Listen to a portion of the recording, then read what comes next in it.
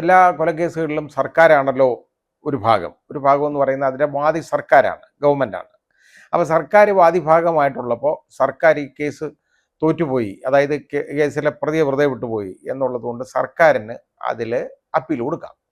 അതേപോലെ തന്നെ CRPC, നമ്മുടെ നേരത്തെ അമെൻഡ് ചെയ്യപ്പെട്ട ഭേദഗതി ചെയ്യപ്പെട്ട CRPC അനുസരിച്ച് വിക്റ്റിമിന് അപ്പീലുണ്ട്. വിക്റ്റിം എന്ന് പറയുന്നത് ഇപ്പം മരിച്ചുപോയാൾക്ക് എന്തായാലും കൊല്ലപ്പെട്ടയാൾക്ക് വന്ന് അപ്പീൽ കൊടുക്കാൻ ഒക്കത്തില്ല. അയാളുടെ കുടുംബാംഗങ്ങൾ അവരും വിക്റ്റിംസാണ്, അവർക്ക് അപ്പീൽ കൊടുക്കണം. അപ്പോൾ അവർ അപ്പീൽ കൊടുക്കണം. അതായത് ഗവൺമെൻറ് അപ്പീൽ കൊടുക്കുന്നത് നോക്കിയിരിക്കേണ്ട, ഈ റിയാസ് മൗലവിയുടെ ഭാര്യയും മക്കളും അവർ അപ്പീൽ കൊടുക്കണം. അതാണ് ഇതിനകത്ത് ചെയ്യേണ്ടത്. അപ്പീൽ കൊടുക്കണം എത്രയും പെട്ടെന്ന്. ഇത് ഹൈക്കോടതി അടിയന്തര ശ്രദ്ധ ഈ കേസിനകത്ത് വേണ്ടതാണ്. ഇതിപ്പോൾ ഞാനിപ്പോൾ ഈ റിയാസ് മൗലവി എന്ന് പറയുന്ന ആൾ കേൾക്കുമ്പോൾ തോന്നും ഞാനൊരു മുസ്ലിം ആയതുകൊണ്ട് ഞാൻ പറയും. ഇത് മുസ്ലിം എന്നല്ല, ആരുടെ ആയാലും. ഞാൻ വന്ദന കൊലക്കേസായാലും ഞാനിത് പറയും, മുസ്ലിമിൻ്റെ കേസായാലും പറയും, ക്രിസ്ത്യാനിയുടെ കേസായാലും പറയും, ഹിന്ദുക്കളുടെ കേസായാലും പറയും, ആരുടെ കേസായാലും പറയും. ഇത് ഞാൻ കണ്ടേക്കുന്നത് നീതി നിഷേധം കണ്ടതുകൊണ്ട് ഇത് പറയാനിടയാതാണ്. ഇത് പറഞ്ഞില്ലെങ്കിൽ അത് ബുദ്ധിമുട്ടാണ്. അതായത് മനസ്സിലിരുന്ന് അത് വിങ്ങും. അതിലും നല്ലത് പറയുന്നതല്ലേ. ഇത് നീതിയുടെ നിഷേധമായിട്ട് കണക്കാക്കാനേ മാർഗമുള്ളൂ. അടിയന്തരമായിട്ട് ഇതിന് അപ്പീൽ കൊടുക്കണം. ഇതല്ല, ഇതിനകത്ത് ഇൻവെസ്റ്റിഗേഷൻ്റെ കുഴപ്പമൊന്നും ഞാൻ കാണുന്നില്ല, അതിനകത്ത് പ്രോസിക്യൂഷൻ്റെ ഒരു പരാജയവും കാണുന്നില്ല. നന്നായിട്ട് ആ കേസ് പ്രോസിക്യൂട്ട് ചെയ്തിട്ടുണ്ട്. എങ്ങനെ ഒരു കേസ് വെറുതെ വിടണം എന്നുള്ളതിനെക്കുറിച്ച് റിസർച്ച് ചെയ്തേക്കുന്ന കുറച്ച് ജഡ്ജ്മെൻറ്റായി അടുത്ത സമയത്ത് കാണാനിടയായിട്ടുണ്ട്. അതിൽ പെടുന്ന ഒന്നാണ് ഇതെന്നേ എനിക്ക് മനസ്സിലാകുന്നുള്ളൂ കണ്ടിട്ട്. അത് എന്ത് പറ്റിയെന്ന് എനിക്കറിയില്ല. ഈ ഓഫീസർക്ക് എന്ത് പറ്റിയെന്ന് എനിക്ക് മനസ്സിലാകുന്നില്ല. പക്ഷേ ഇതൊരു ബേസിക്സ് പോലും ഇല്ലാത്ത ഒരു രീതിയിലാണ് ഈ കേസ് വെറുതെ വിട്ടുപോയേക്കുന്നത്. അത് വെറുതെ ആ പ്രോസിക്യൂഷന് പഴി വരും. ആ ഷാജിത്ത് വളരെ നല്ല രീതിയിൽ അത്ര ആത്മാർത്ഥമായിട്ട് നടത്തിയേക്കുന്നതാണ് ആ കേസ് പ്രോസിക്യൂഷൻ. അതിന് പിന്നെ ഒരാളെ കുറ്റം പറയാൻ പറ്റും, ഏതെങ്കിലും വിധത്തിൽ അങ്ങനെ ചെയ്തില്ല, ഇങ്ങനെ ചെയ്തില്ല, പ്രോസിക്യൂഷൻ അങ്ങനെ ചെയ്തില്ല, മറ്റേ ഇതിൻ്റെ മഹസറിൻ്റെ മൂലമടങ്ങിയിരുന്നതാണ്, അല്ലെ ഇൻക്വസ്റ്റ് റിപ്പോർട്ടിൻ്റെ പിന്നെ അതിനകത്ത് അതുണ്ട് ഇതുണ്ട്, ഇതൊക്കെ പറയേണ്ട ഒരു കേസ് വെറുതെ ഇടുക എന്ന് പറയുന്നത് ഒരിക്കലും ഭൂഷണമല്ല ജുഡീഷ്യറിക്ക്. കാരണം ഇൻവെസ്റ്റിഗേറ്റിംഗ് ഓഫീസർ അന്വേഷണത്തിൽ എന്തെങ്കിലും ഒരു പാളിച്ച ഉണ്ടെങ്കിൽ പോലും അതുമൂലം കുറ്റക്കാരനായ ഒരു പ്രതി ഒരു കാരണവശാലും വെറുതെ വിടാൻ പാടില്ലെന്നുള്ള പ്രിൻസിപ്പിളാണ് ഉള്ളത്. എത്രയോ സുപ്രീം കോർട്ടിൻ്റെ എത്രയോ ഡിസിഷൻസ് ഉണ്ട്, സുപ്രീം കോടതിൻ്റെ എത്രയോ ഡിസിഷൻസ് ഉണ്ട്, അതിൽ വെറുതെ വിടാൻ പാടില്ല. ഞാൻ നേരത്തെ പറഞ്ഞുകൊണ്ട് വന്ന പോലെ സാഹചര്യ തെളിവുകൾ ഒരിക്കലും സാഹചര്യങ്ങൾക്ക് കള്ളം പറയാൻ പറ്റത്തില്ല, സാക്ഷികൾക്ക് കള്ളം പറയാൻ പറ്റും. ഇതൊക്കെ സാഹചര്യമല്ലേ?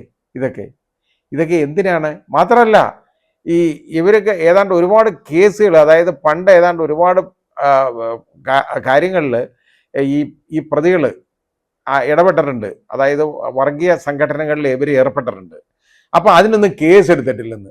അതിന് കേസെടുക്കാത്തത് എന്ന് പറയുന്നത് ഈ കൊല്ലപ്പെട്ടവൻ്റെ കുഴപ്പമാണോ? ഒന്ന് ആലോചിച്ച് നോക്കിക്കോളൂ. അതിന് അവർ പോലീസുകാർ കേസെടുത്തില്ല, അത് പോലീസുകാർക്കല്ലേ അതിൻ്റെ കാരണം. അത് ഈ കേസും തമ്മിൽ ബന്ധമൊന്നും ഉള്ളതല്ല, പ്രയർ കോണ്ടാക്റ്റ് ഒന്നും ഇതിനകത്ത് വലിയ കാര്യമൊന്നും ഉള്ളതല്ല. ഇവരെ സംബന്ധിച്ചിടത്തോളം ഇവരെ യഥാർത്ഥത്തിൽ ഈ പ്രതികൾ ഇത് ഉൾപ്പെട്ടത് അല്ല എന്നൊരിക്കലും പറയാൻ ഒരു ന്യായവും കാണുന്നില്ല. കാരണം ഈ ബ്ലഡിൻ്റെ മാത്രം എക്സാമിനേഷൻ മാത്രം മതി. ഈ DNA, അതായത് കൊല്ലപ്പെട്ടയാളുടെ DNA എവൻ്റെ വസ്ത്രത്തിൽ കാണാനിടയായത് എങ്ങനെയെന്നുള്ളത് മാത്രം ഒന്ന് ഗണിച്ചാൽ മതിയായിരുന്നു. അത് കോടതി നോക്കിയിട്ടില്ല. അതൊന്നും ശ്രദ്ധിക്കാതാണ് ആ ജഡ്ജ്മെൻ്റ് എഴുതിയേക്കുന്നത്. ഞാൻ വായിച്ചു. വികലമായ ഒരു വിധി എന്നുള്ളതല്ലാതെ അതിനെക്കുറിച്ചൊന്നും പറയാനില്ല. യഥാർത്ഥത്തിൽ അത് ശരിയല്ല. അത് ശരിയായ നിയമവശം പരിശോധിച്ചിട്ടില്ല, ഫാക്ട്സ് ശരിയായിട്ട് അപഗ്രഥിച്ചിട്ടില്ല. അതിനകത്ത് പഠനത്തിൻ്റെ അല്പം കുറവുള്ളതായിട്ട് അത് വെളിവാകുന്നു. പക്ഷേ അൾട്ടിമേറ്റ്ലി അവസാനമായിട്ട് എന്താ സംഭവിച്ചേക്കുന്നത്? നീതി നിഷേധിക്കപ്പെടുകയാണ് അവിടെ. അതാണ് സംഭവിച്ചേക്കുന്നത്. ഇത് നീതിയുടെ നിഷേധമായിട്ട് കണക്കാക്കാനേ മാർഗമുള്ളൂ. യഥാർത്ഥത്തിൽ ഈ പ്രതിയുടെ അഭിഭാഷകനും തന്നെ ഞെട്ടിത്തരിച്ചു കാണും ഈ വിധി കണ്ടിട്ട്. പ്രതിക്ക് തന്നെ ഇപ്പം മുമ്പോട്ടും പുറകോട്ടും നോക്കിയിരിക്കും, ഇതെങ്ങനെ ഇങ്ങനെ സംഭവിച്ചേക്കുന്നതെന്ന് നോക്കിയിരിക്കുമായിരിക്കും.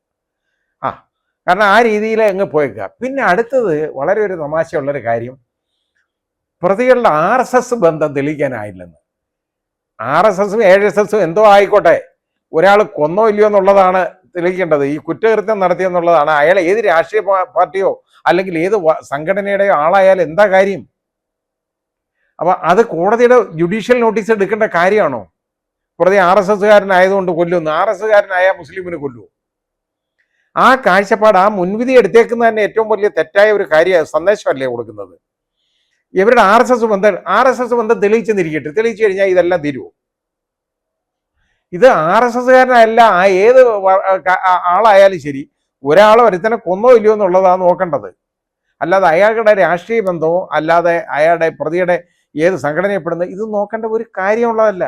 മോട്ടീവിനൊന്നും ഇതിനകത്ത് യാതൊരു ഇമ്പോർട്ടൻസും ഉള്ള കാര്യവും ഉള്ളതല്ല ഇതിനകത്ത്. അതായത് ഇത് സാഹചര്യ തെളിവുകളാണ്. കാരണം കണ്ട സാക്ഷികൾ കുറവല്ലേ, ആരുമില്ല. പിന്നെ മറ്റ് സാഹചര്യ തെളിവുകളൊക്കെ ഇതിനകത്ത് ആവശ്യമുള്ള സാഹചര്യ തെളിവുകളൊക്കെ പ്രോസിക്യൂഷൻ ഹാജരാക്കിയിട്ടുണ്ട്. ഒരു തെറ്റും അതിനെ കാണാനില്ല. ആ പ്രോസിക്യൂട്ടർ എന്ന് പറയുന്നത് ഷാജിത്ത് നമ്മുടെ യശസ്വരനായ ശ്രീ എം അശോകൻ എന്ന് പറയുന്ന വളരെ പ്രശസ്തനായ ഒരു ക്രിമിനൽ അഭിഭാഷകൻ എൻ്റെ മുമ്പിൽ ഒരുപാട് കേസ് നടത്തിയിട്ടുള്ളതാണ്. ഈ നമ്മുടെ ശ്രീ എം അശോകൻ്റെ ജൂനിയറാണ്. അദ്ദേഹത്തിൻ്റെ സീനിയർ മോസ്റ്റ് ജൂനിയറാണ് ഈ പറയുന്ന ഷാജിത്ത് വളരെ മിടുക്കനായ ഒരു അഭിഭാഷകനാണ്. അയാൾ എൻ്റെ മുമ്പിൽ കേസ് നടത്തിയിട്ടുണ്ട്, എനിക്കറിയാം. അതുകൊണ്ടാണ് ഞാൻ ഈ പറയുന്നത്. അപ്പോൾ അയാൾ അത് നോക്കി വളരെ കാര്യമായിട്ടാണ്, അയാളായിരുന്നു ഇതിലെ സ്പെഷ്യൽ പബ്ലിക് പ്രോസിക്യൂട്ടർ, നന്നായിട്ട് ചെയ്തിട്ടുള്ള ഒരു കേസാണ് ഇത്. വെറുതെ ഇത് ഒരു കാര്യവും ഇല്ലാതെ ഒരു കേസ് വെറുതെ വിട്ടേക്കുന്ന ഒരു കാര്യം ഞാൻ കണ്ടേക്കുന്നതാണിത്. ഇനി ബാക്കി എനിക്ക് അറിഞ്ഞൂടെ, ബാക്കി ഞാൻ ഇതിനെക്കുറിച്ച് ഒരുപാട് തമാശകൾ ഞാൻ പിന്നെ അതിനകത്ത് കണ്ട്, പിന്നെ ഞാൻ അതൊന്നും വിശദമായിട്ട് ഇനി പറയുന്നില്ല. കാരണം ആ ജുഡീഷ്യൽ ഓഫീസർക്ക് ഒരു എംബരാസ്മെൻ്റ് ഉണ്ടാകണ്ട എന്ന് വിചാരിച്ച. പക്ഷേ ഇങ്ങനെയല്ല ഒരു ജോലി ചെയ്യേണ്ടത്. ഇത് ഈ നമ്മളെ ഒന്നാമത് ഇതിൻ്റെ പ്രശ്നം എന്തെന്നറിയാം, ഡയറക്റ്റ് എവിഡൻസും സർക്കംസ്റ്റാൻഷ്യൽ എവിഡൻസും സാഹചര്യ തെളിവുകളും അതായത് നേർ തെളിവുകളും തമ്മിലുള്ള വ്യത്യാസം അറിയാൻ വയ്യാത്തതിൻ്റെ ഒരു പ്രശ്നവും കൂടെ ഇതിനകത്ത് വരുന്നുണ്ട്. അതിൻ്റെ കാര്യം എന്താ അറിയോ, ഈ നേരെയുള്ള തെളിവ് എന്ന് പറഞ്ഞാൽ സാക്ഷി തെളിവ്. സാക്ഷികൾക്ക് കള്ളം പറയാൻ പറ്റും. Witness may lie but circumstances cannot. അതാണ് അതിൻ്റെ പ്രിൻസിപ്പിള്. സാഹചര്യത്തിന് കള്ളം പറയാൻ ഒക്കത്തില്ല. ഇപ്പം പ്രതിയുടെ വസ്ത്രം പ്രതിയുടെ വീട്ടിൽ നിന്ന് പ്രതി പറഞ്ഞതനുസരിച്ച് കണ്ടെടുത്തത്, ഇനി അയാളുടെ വീട്ടിൽ നിന്ന് വേറെ വല്ലവരും വസ്ത്രം കൊണ്ടുവച്ചെന്ന് കാണാൻ ആർക്കെങ്കിലും ഒരു കേസ് ഉണ്ടായിരുന്ന ഈ കാര്യമില്ല, ഒന്നുമില്ല. അവിടുന്ന് കണ്ടെടുത്തേക്കുന്ന കത്തി, അതിൽ 1-3 പ്രതികളുടെ കയ്യിൽ നിന്ന് കണ്ടെടുത്തേക്കുന്ന സാധനങ്ങളിൽ, വസ്ത്രങ്ങളിൽ ഇയാളുടെ ബ്ലഡ്, ഈ കൊല്ലപ്പെട്ട ആളുടെ രക്തം വരിക, അത് DNA പരിശോധനയോടെ തെളിവാക്കുക. അതിന് DNA പോലും ആവശ്യമില്ല, ഗ്രൂപ്പ് മാത്രം മതി. ബ്ലഡ് ഗ്രൂപ്പ് ഉണ്ടെങ്കിൽ അതാണ് കാര്യം, വേറൊന്നും വേണ്ട. ഈ ബ്ലഡ് ഗ്രൂപ്പ് പരിശോധിച്ച്, ഇനി മരിച്ചുപോയ ആളിൻ്റെ ബ്ലഡ് ഗ്രൂപ്പ് പരിശോധിച്ച്, അല്ലെങ്കിൽ അത് അന്വേഷിച്ച് ആളിൻ്റെ അടുത്ത് അറിഞ്ഞ്, അല്ലെങ്കിൽ അയാളുടെ ആധാർ കാർഡ് നോക്കി അത് കണ്ടുപിടിച്ചതിന് ശേഷം ചിലപ്പം ഇത് ഈ ഏതെങ്കിലും അതേപോലെ വല്ല ആടിൻ്റെയോ പോത്തിൻ്റെയോ അല്ലെങ്കിൽ മനുഷ്യൻ്റെയോ ഏതെങ്കിലും ഇതേ ഗ്രൂപ്പിലുള്ള ഒരു രക്തം കൊണ്ടുവന്ന് അതിൽ മുക്കി വെച്ചതാണ് എന്നൊരു കേസ് ഇവർക്കുണ്ടായിരുന്ന ഈ കുഴപ്പമില്ല. അങ്ങനെ കേസ് ഞാൻ കണ്ടില്ല.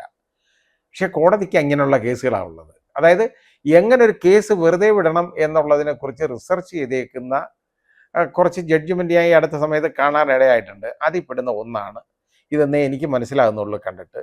അടിയന്തരമായിട്ട് ഇതിന് അപ്പീൽ കൊടുക്കണം. ഇതല്ല, ഇതിനകത്ത് ഇൻവെസ്റ്റിഗേഷൻ്റെ കുഴപ്പമൊന്നും ഞാൻ കാണുന്നില്ല, അതിനകത്ത് പ്രോസിക്യൂഷൻ്റെ ഒരു പരാജയവും കാണുന്നില്ല. നന്നായിട്ട് ആ കേസ് പ്രോസിക്യൂട്ട് ചെയ്തിട്ടുണ്ട്. അത്രേ അതിനകത്ത് കുറിച്ച് പറയാനുള്ളൂ.